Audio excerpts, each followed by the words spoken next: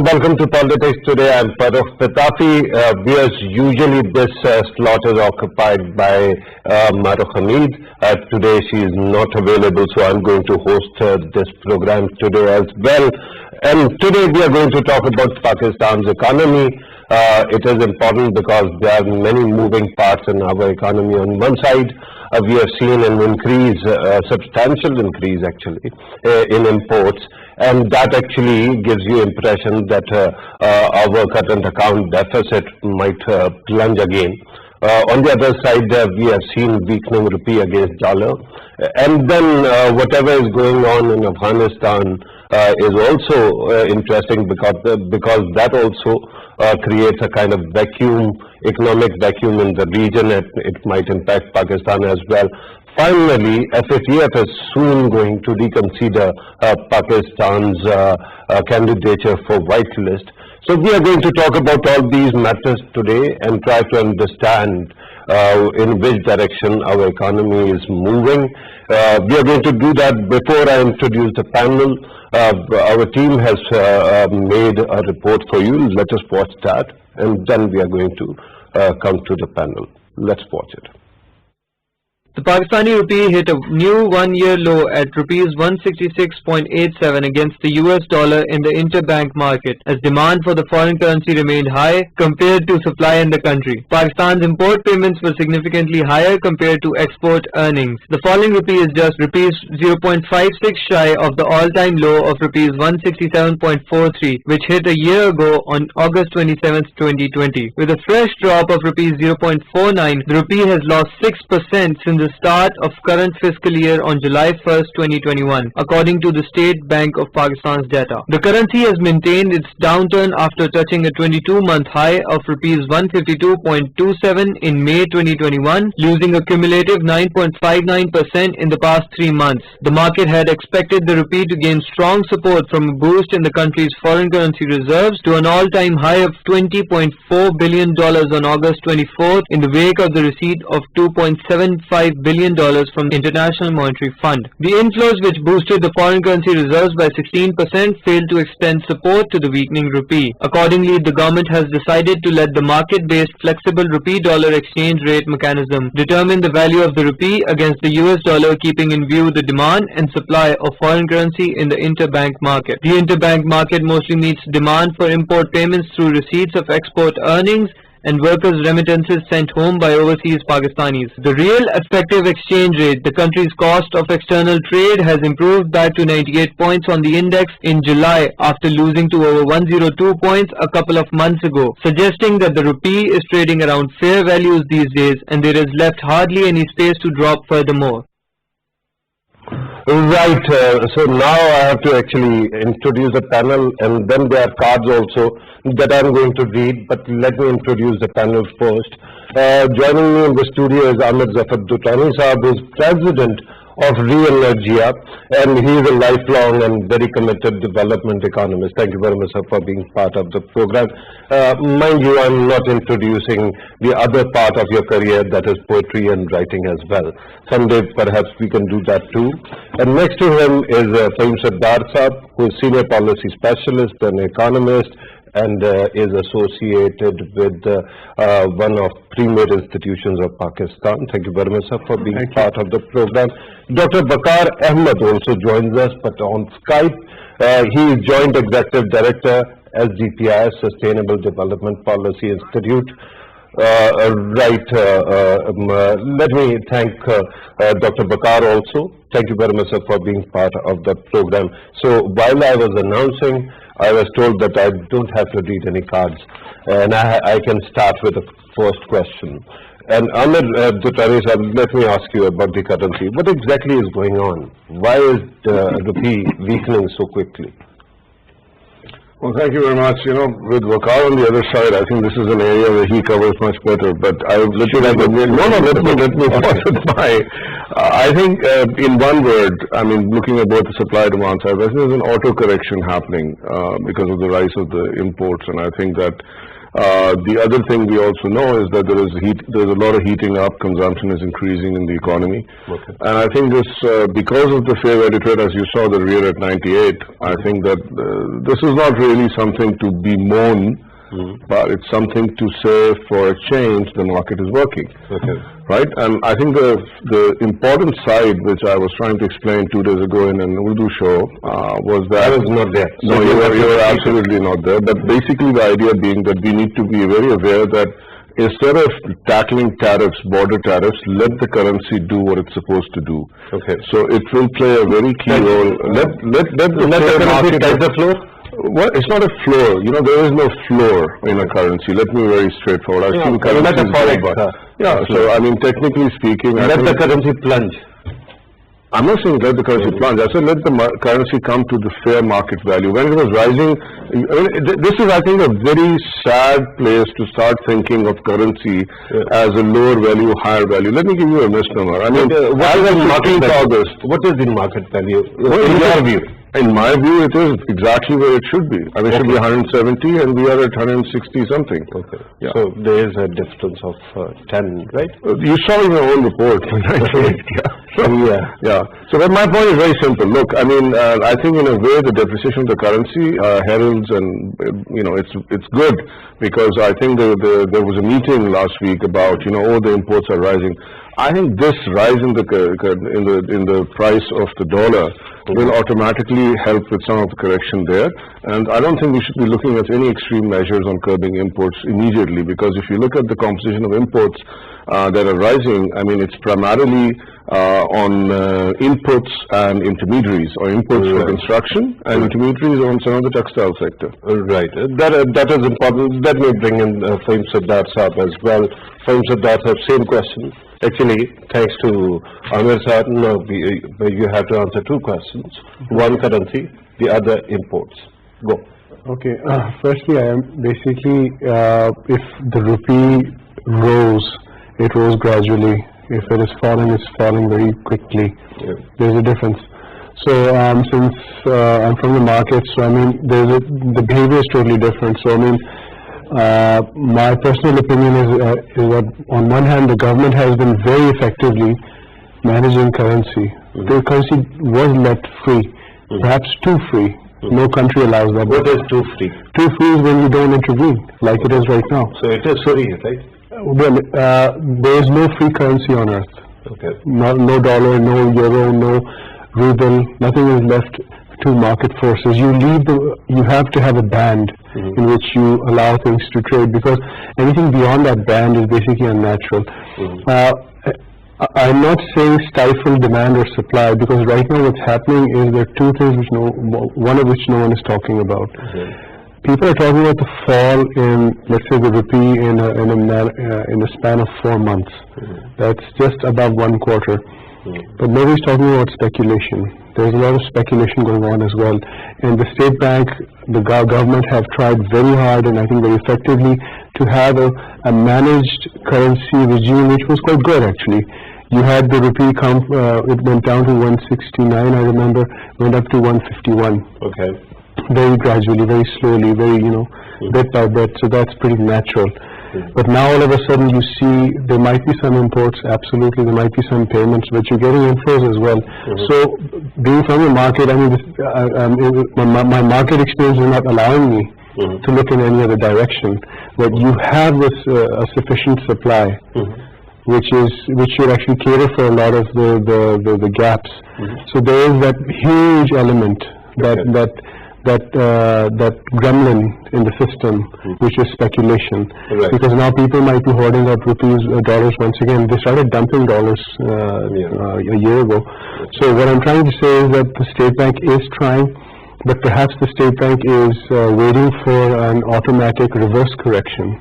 Okay. Going in the opposite direction, because you don't just let, I want to be very clear, no currency on earth is allowed a free fall, which going back to what you asked. And I'm not debating any currency. We are talking about the currency that actually I use for my salary and everything. Sure. Right? But the concern at this moment is, while you're saying that there shouldn't be any interference, right? But on the other side, you are your approach seems to be pro-policy, state policy, that there have to be some instruments. Am I right in assuming that? Well, partially not. It's the same thing. The policy has to be there to intervene. This is a strategic issue as well. You cannot just let a currency go beyond a certain point. What is that certain point right now? Now, How is it determined? yeah, exactly. I think that's a very good question, and this ranges from time to time, and it's a dynamic thing. With time, you can use the various models. You can use the VAR system. You can create bands. It depends on. You are very soft-spoken man, and if you are going to continue in the same tone, Okay. I'll have to make you angry so that you can You speak should louder. see me working. But the point is, what we need to be very clear about is that it is a government. It has to be a government policy to sort of manage your currency a little bit. You don't let the car go off the road. Right. With your permission, let me go to Dr. Bakar. Dr. Bakar, you have been listening to the commentary that is going on. I understand, reading a book, that you are not that much in favor of any kind of interference in the market. But we are seeing currency, and with due respect, the currency keeps falling. Now it is at the lowest in the entire year. What do you make of it, and what do you think is the solution, or should it continue the way it is?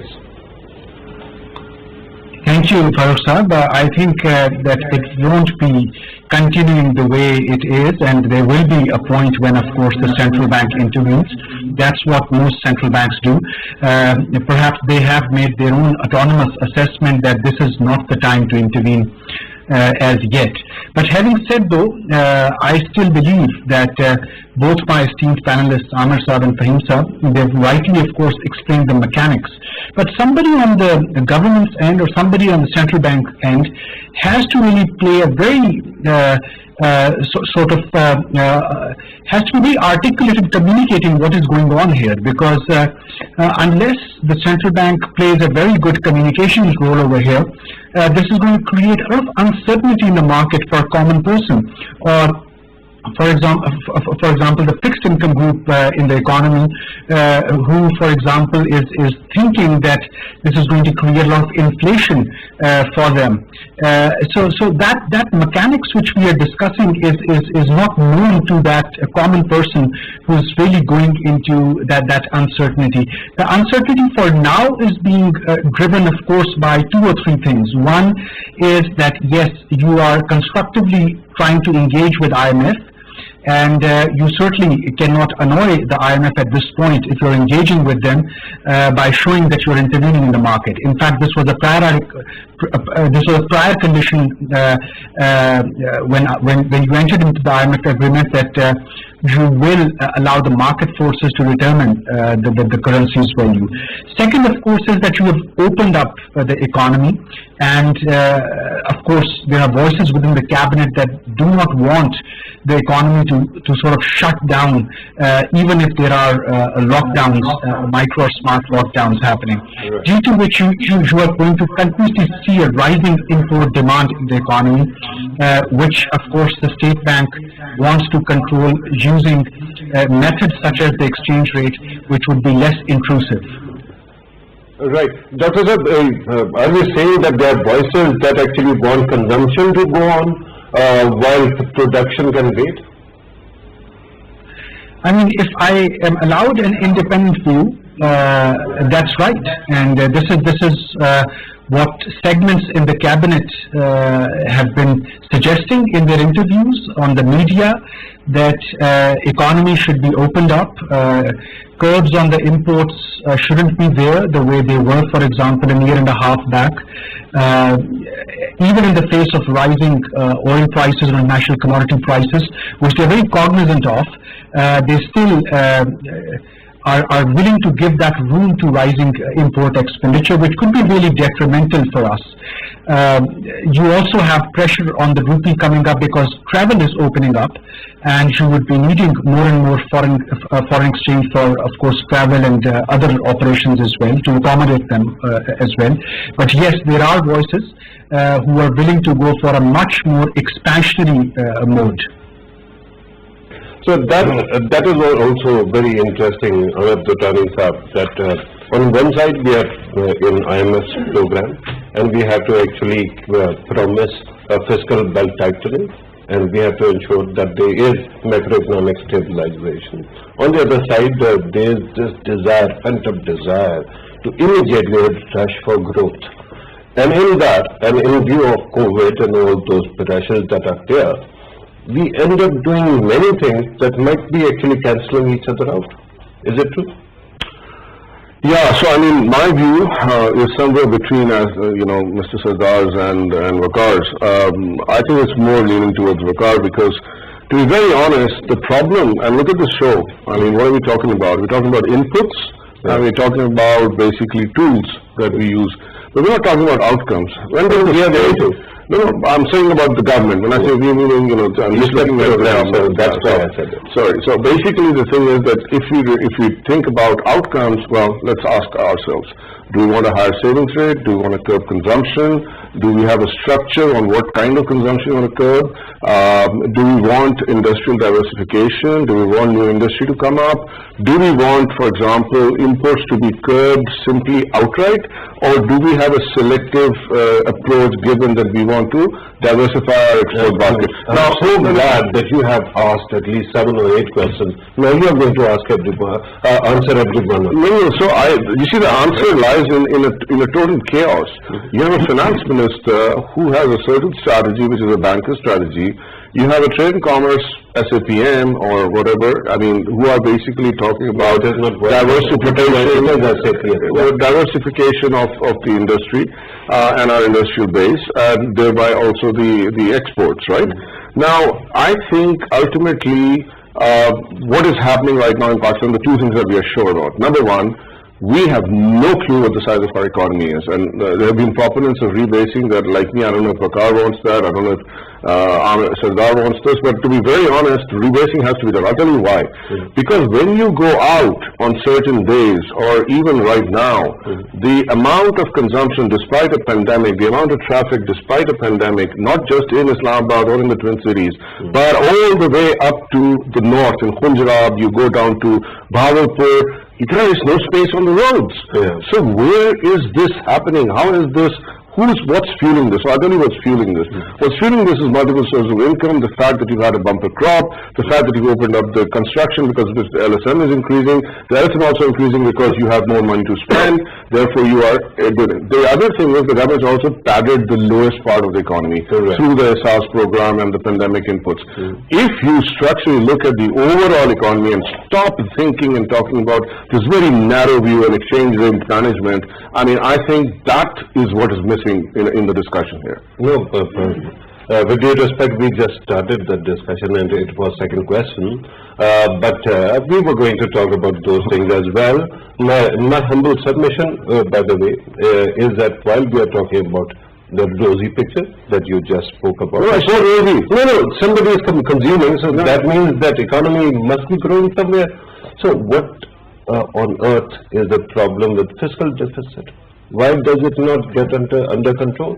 No, I think why do we need to control the fiscal deficit? You see, at some point, like Waqar said, I am in favor of a couple of years of just outright free economic growth. I'm actually, in this last budget, they went down to 0 tariffs on a few raw materials.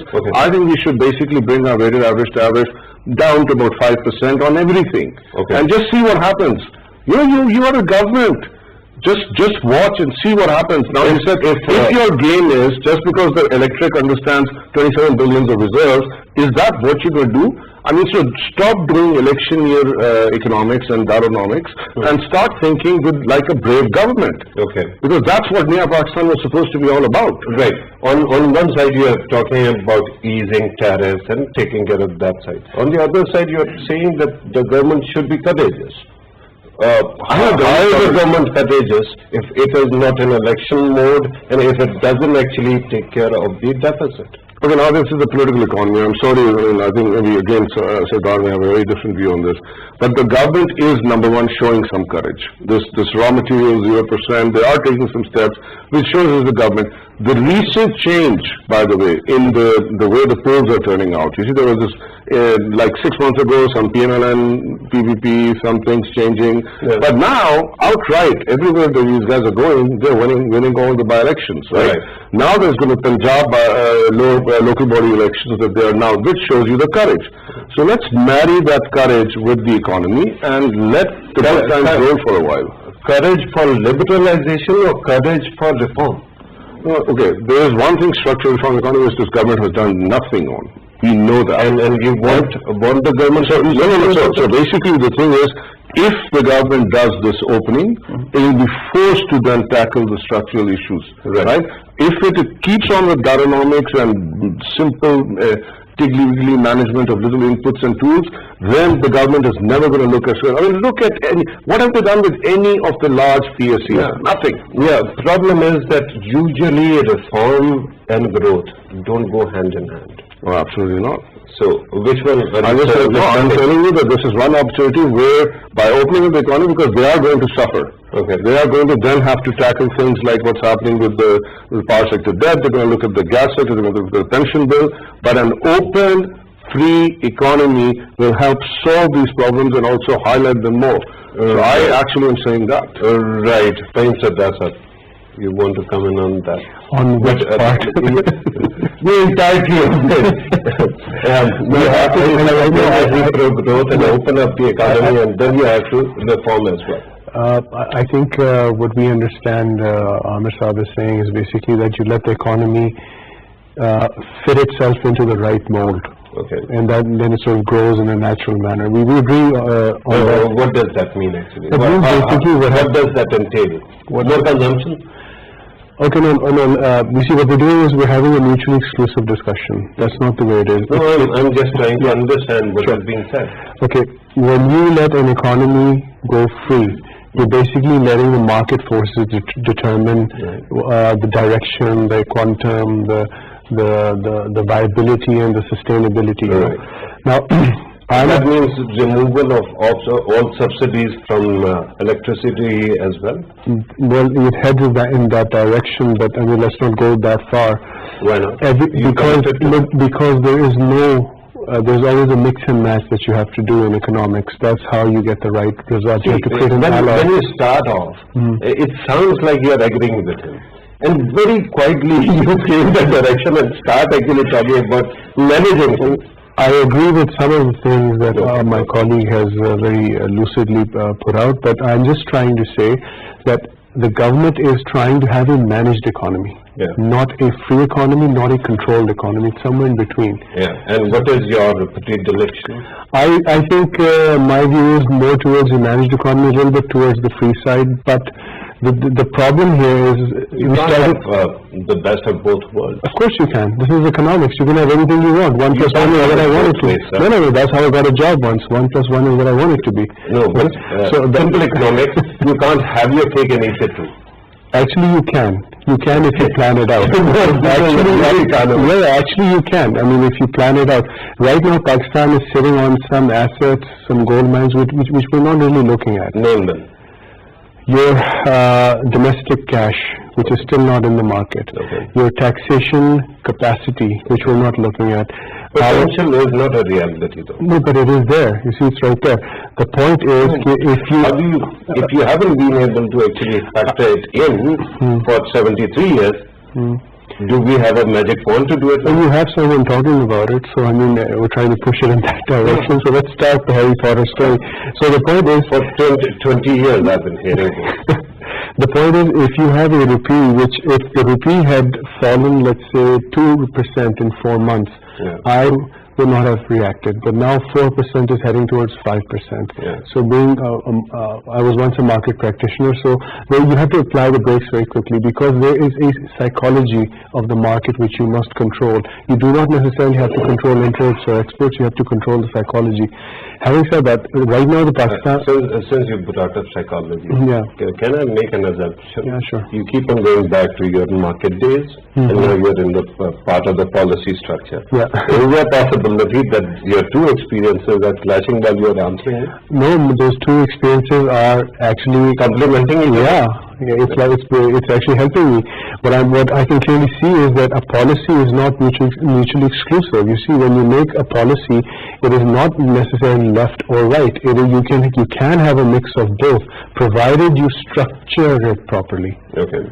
Provided you implemented it properly. Right now, what Pakistan needs is what the government was doing, gradually opening up the economy. There's nothing wrong with that. Suddenly, there's a blip on the rupee. There's a blip. And I mean, my market sense is tingling. You see, I know there is speculation going on. Yeah. And if you subtract that, suddenly you have like 7-8 rupees back in the rupee. That's my market sense talking. Again, I understand that government shouldn't be introducing distortions, but on the other side, you are talking about the inbuilt distortions like speculation. People start holding dollars. Speculation is part of the market. There's nothing wrong with that. To this extent, the stock market is usually in every market on earth. If you allow speculation, you have to allow rules to prevail as well. Yeah. Market trading rules. For example, when the British pound was being hammered by George Soros, the British laws, he had evaded the British laws so magically. That's how he made £1 billion in I think 2 weeks or something, and he had brought the Bank of England on to its knees.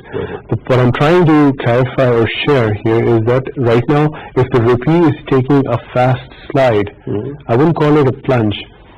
Our laws, our trading laws have to come into play and have to see who is basically shorting the rupee. All right. Bear in mind that we have, although we still are talking about monetary policy, but we have slightly moved further than that, and now we are talking also about the fiscal policy, right? Absolutely. So let me go back to Dr. Bakar. Dr. Bakar sir, market should be opened up. That is Amit Tani's point of view. It should be managed, but within a limit. That is Fahim Sardar's point of view. Your take, sir. Yes, thank you. I think for now, there seems to be a consensus at the government level that they do not want to sound like or look like somebody who's intervening too much into the markets, despite of the fact that the signals which have come out after the wheat report or the sugar report were quite stringent, but still the government has refrained from it, which to a large extent is good, is decent. I think my current concern is that the way some of the leading institutions of economic governance are sort of interacting with the market, that is probably not the right way to do. So I want to identify those institutions, sir. Can you identify those institutions? Sure. So the first one being the tax function. So the fact that I have lost count of the leadership, or rather the transition in the leadership at FBR, and the fact that market and FBR had to work together towards a really consensus-driven tax policy, reforms in tax administration, reforms in tax culture, that we are really losing that direction. Second, if one looks at the finance division, the planning division, the economic affairs division, you are again seeing a lack of forward-looking vision here. Planning Commission, of course, under the PTI leadership, had to come up with the 12th five-year plan. We haven't seen that come, right? Ministry of Commerce had to come up with the trade policy, which is the strategic trade policy framework. We haven't seen STPF come out. Likewise with the SME policy, which we have been hearing about for 2.5 years. So the market really hasn't got that forward-looking signal. Where is it that PTI, for example, wants Pakistan to be comes 2023, and even beyond? Governments, at least the federal government, has to think much beyond that. You have the donors telling us that the donor coordination mechanism at the federal level requires so much more refinement. You don't have a federal secretary in economic affairs division for 2.5 months now. So I think these are all the issues that we tend to forget when sort of musical chairs are being played. I'm actually referring to the reshuffling of the economic leadership, at least on the fiscal side. Yeah, not only fiscal, especially you actually brought up FDR changes as well, and we have seen multiple changes there. But here's the point, when I was listening to Ahmed Dutani sahab, he was arguing for something very different. He said that we shouldn't be worrying about our fiscal deficit, we should be focusing on market forces actually define what is going to happen. In that situation, should we be worried about FDR at all? Yes, so I think the government was allowed that room at least in 2020 and for most part of 2021, where due to the pressures of COVID, for example, on health as well as on economy and livelihood, the government was allowed that room not to worry too much about the fiscal deficit. But then the government has come out and said that, look, we have surprised everyone with a V-shaped recovery. And now the IMF comes back to you, or the donors come back to you and say that then perhaps if there is a recovery, then let's talk about fiscal discipline again. So I think the government really has to, again, I go back to that argument, has to be very articulate in its communication, that whenever we are trying to celebrate very short-term win, that celebration has to be nuanced in a manner that you would have several waves of COVID in which we have to put the fiscal deficit consideration aside due to the health, livelihood and economy considerations. Right. Ahmed Dutani sir, this bit about fiscal deficit staying there, if it increases, it's okay. That actually worries me because usually when I don't have money in my pocket to buy something, I don't actually incur more debt and buy it. Or on the other side, when you look at the fiscal policy, usually we are told that this much fiscal deficit is there and we will try to bring it down through these means, these inflows, and then we actually end up talking more about that. Now, in this situation, if we are actually not going to increase or shore up the inflows, how does the economy function? Do we keep on borrowing? Well, look, I mean, I'll be very honest with you. I'm a street economist, right? So means that I'm an engineer turned economist who per force had to learn principles. I'm not as educated as our esteemed panelists in terms of economics, but I can tell you something what I feel the gut here. Pakistan structurally is not a definable economy as simple as, for example, you could say the US economy, right? Or, for example, even as for that matter, the UK. No, I'll tell you why. Take any indicator. You know, I always try to ask people, and this debate's been going on in many different fora, that, you know, despite everything, do you really think, let's talk of markets. Our friend here said he feels this tingling that the markets are speculating. I agree. But how deep is the Pakistani market? What difference would it make if half of it was wiped out? Half of KSC gets wiped out. You know what happens? 34 families lose half their worth, right? That's what it is. BAT controls 40% of whatever is traded there. They lose it, right? What difference, and this is, COVID has taught us this. So my point here, 34 families, but I might have parked my life saving also in the market. Well, that's you, but how many Pakistanis do? Not many. No, not a lot of Pakistanis. Look, let's put numbers there. Okay, 77 million, 80 million households. Tell me how many households have their money in the stock market. Give me a number. I'm telling you this. It's a thin layer of speculation. Any idea? Only 34 families? No. So this is a recent paper. You should, I mean, I'm sure you've heard about this. Pi did this. We just picked up KSC and declared SECP, whoever is the director, etc. So 34 or 32 families, it turned out, instead of the 22, 23, basically control this, right? No. Let me explain this. Yeah. So we talk of banks. Right? I think one very good point made by, I think, Sardar, is you missed that. Domestic cash, a lot of it is parked, right? It's like lying there.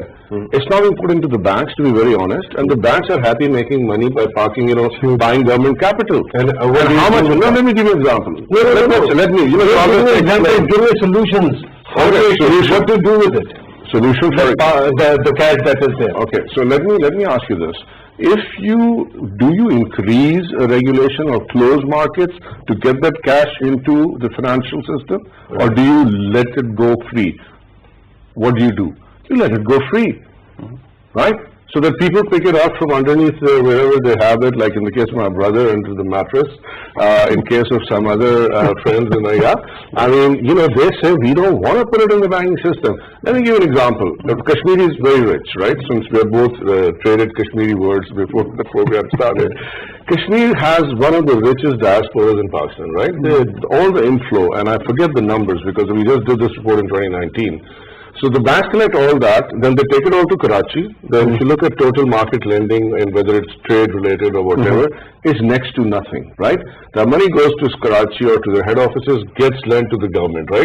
So these poor Kashmiris, the ones who are really trying to change their lives, get no advantage of putting their money in the bank, right? Neither do they get credit. I mean, if I go there and say I want to open a shop, they say, please, can you mortgage or collateralize your mother's plot?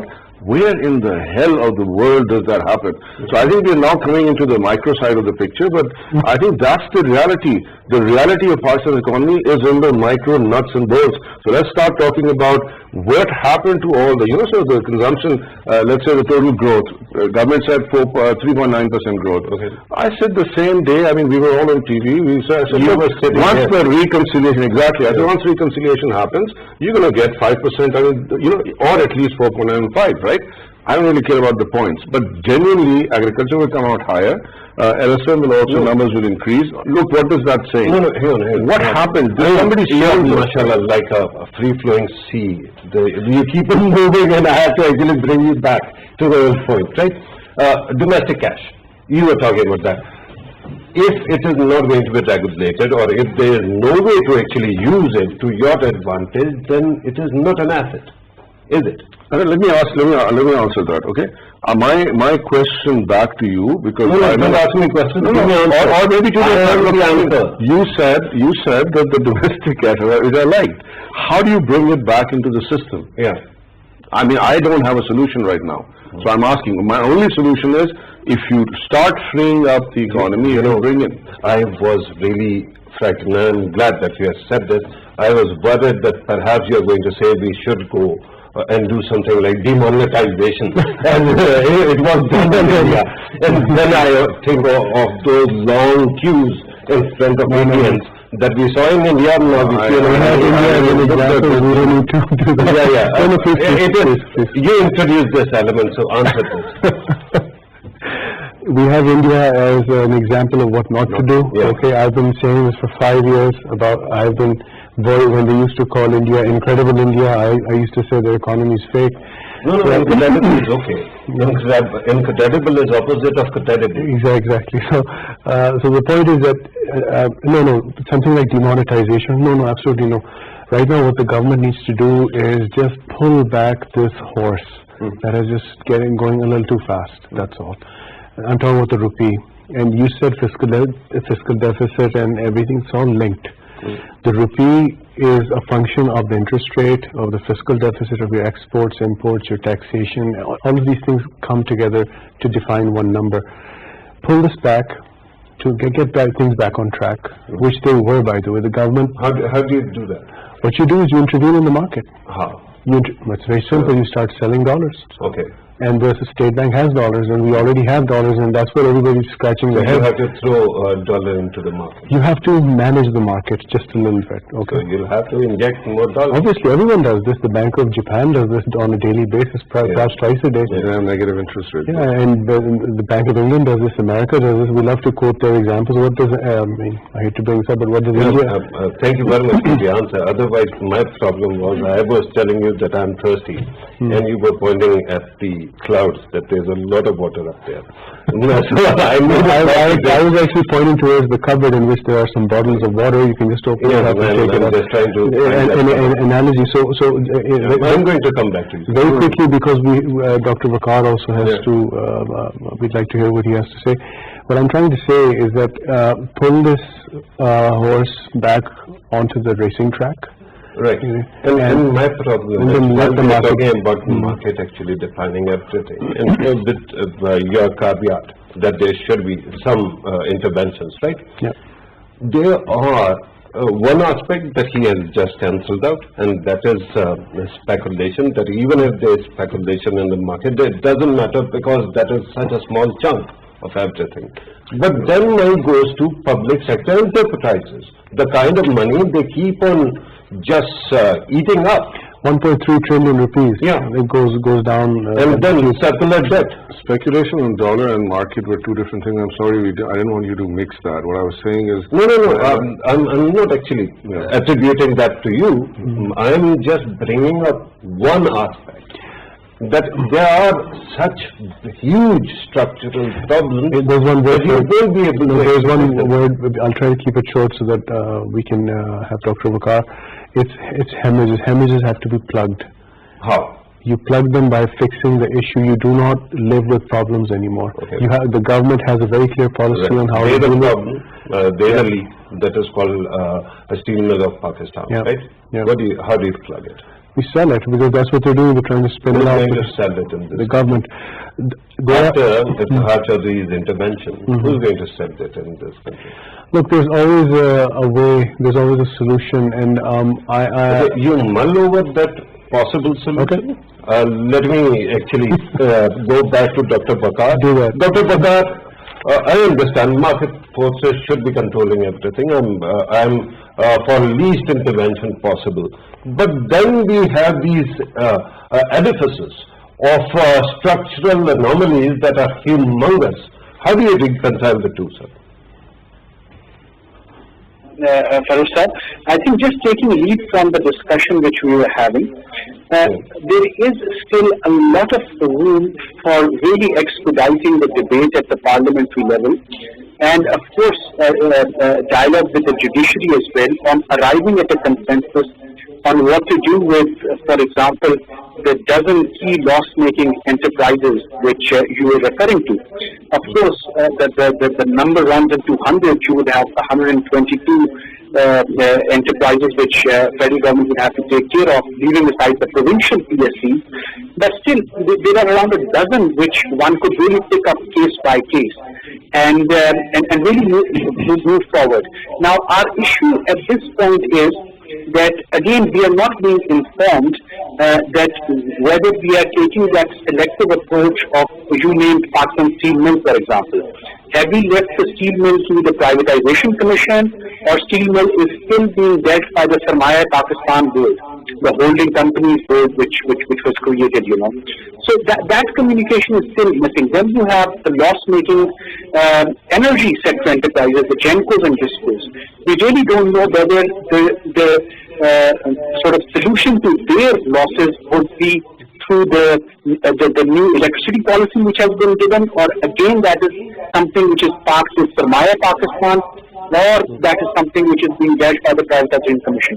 So I think really one would be really benefit if there is a public dialogue, public sort of information relayed by the Finance Ministry on these very key institutions that we have. Moving forward, I think it's important that government's footprint is not just only, or the hemorrhage which Fahim Sardar was rightly talking about, is not just this 1 to 1.5 trillion rupees. The fact that government occupies probably one of the largest shares in the financial markets, you know, and crowds out the private sector, that is something which continues to happen even in COVID times. And that really expands government's footprint going forward. Very quickly, I need you to actually elaborate two aspects that you just mentioned. The first one first, you were talking about the space within the parliament to debate these things. Are you hinting at the possibility of a charter of economy? Because immediately, the moment you say that we are going to sell steel mill of Pakistan, immediately People's Party is going to tell that it is a legacy of Zulfikar Ali Bhutto, and that it is humongous reason of pride in this country, so we are not going to do it. Then you talk about PIA. Then all of a sudden somebody will say it is your national carrier, you cannot actually disband it. So how do you actually reconcile that? Yes, thank you, Farrukh Sahab. I think what you are talking about is really very important. I think we've taken a very important lens here. What I was referring to was one or two very small things. Number one, the standing committees need to play their role. They are really not holding the executive accountable the way they should, and really have a good follow-up mechanism around PSCs, or for that matter around other economic reforms related to state-owned enterprises, having a forward-looking vision for their disposal, or public-private partnership, or privatization for that matter. And second, even apart from standing committees not playing their role, the issue is that Speaker Saab and National Assembly and then Chairman Senate really has to set aside space and time in the agenda for the Parliament to discuss these issues. These shouldn't just be left to Finance Division alone. These require days-long discussion, in the Parliament. Right. Waqar Sahab, I wanted to further ask you questions, but I'm just told that we have to conclude the program. We have done out of time. Dr. Waqar Sahab, thank you very much, sir. Always great having you in the show. Same goes for you, Ahmed Zafar Tutani Sahab. Always happy to have you here. Friends of that, same here. Thank you very much for being part of the program. Yes, we have listened to our participants. The questions about economy are here many, and they are repeatedly being asked. Let's see when we get all the answers. My concern at this moment is that we are talking about the need for more debate. And in this country, if you know about our politics, we have been doing one thing quite regularly, and that is debate in 73 years. Why is it that the questions don't change, the debate never ends, and solutions are never found? This was today's program. Thank you very much for watching. Take care.